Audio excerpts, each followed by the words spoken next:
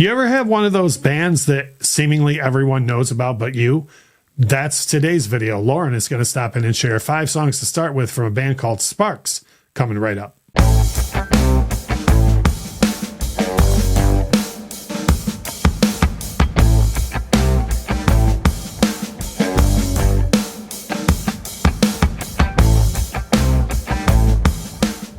Hey, it's Russ and Lauren from right here on the Infectious Groove YouTube channel. And when we started this series, the 5 songs to start with, I did some bands that everybody's like, well, yeah, everybody's heard of Bon Jovi. You know what I mean? But like, there are people who are like, yeah, but all I know is Wanted. You know, like, what else should I listen to?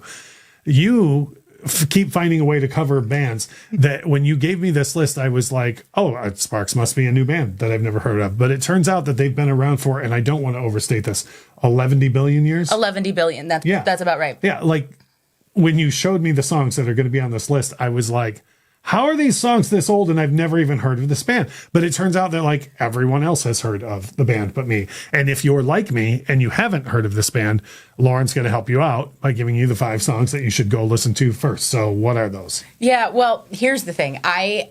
There are people out there who are far better versed in SPARKS than I am. Right. These are the 5 songs that just kind of moved me, and I was like, you know what? Yeah, these are 5 really good ones to start with. That's the idea behind this series, right? Is like if I was to be like SPARKS, like what do they do? These are the 5 songs you would play for me first to see if I even care to hear more. Exactly. Yeah. I mean, because they have been around since the late 60s and they are still putting stuff out now. And the one I want to start with is from the early 80s, and it's a song called I Wish I Looked a Little Better.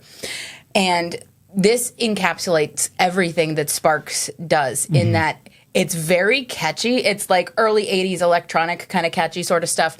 But the lyrics are so funny and smart and like beautifully self-deprecating. Right. It's just wonderful. I don't disagree. I've heard that song since you gave it to me. It's a great place to start. I have to say, me personally, if we were in Las Vegas right now, I would be putting all my chips on your next pick just for the name of the song alone. And for the fact that the band started in the 60s and they have a song called Lighten Up Morrissey. It's so good. This is from 2008. And if you're hitting the thumbs down button because you're some kind of Morrissey fan and you're like, you also please lighten up.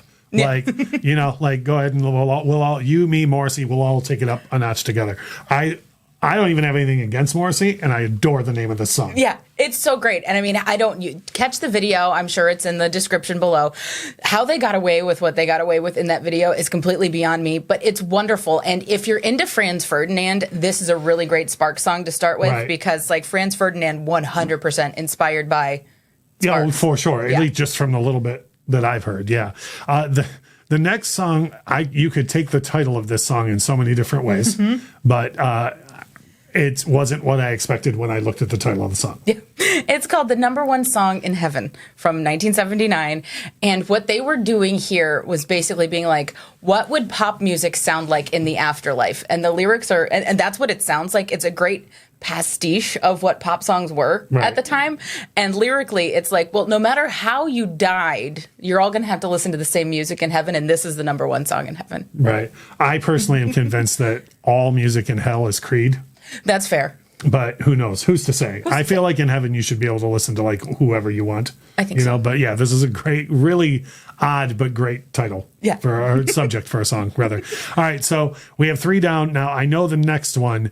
I remember you said you were messaging with friends yesterday, and somebody was like, this song better be on the list. Yes. Yeah. And of course it is. It's Hippopotamus from 2017. And what I like about this song is that it's like a children's nursery rhyme, but if it were a fever dream. And the lyrics are just complete wordplay, which I am a total nerd for. Yeah, it's super fun. So check out Hippopotamus. That's the 4th pick. Now, near the top of the video, Lauren was saying this band had been around since the 60s. And I still, like, as we're recording this, I'm still like, how have I never heard of this band? They've been around since the 60s. The oldest pick that you have on this is from 1983. 79. 79. So at least from not the beginning, but then the newest pick and last pick that you have on here is from 2023 in the year of our Lord. It certainly is. And honestly, the release of this song was kind of the catalyst of me being like, yeah, I need to talk about Sparks on the channel. Which I'm all for. This is a song called The Girl is Crying in Her Latte from a currently, as of the recording of this, forthcoming album called The Girl is Crying in Her Latte.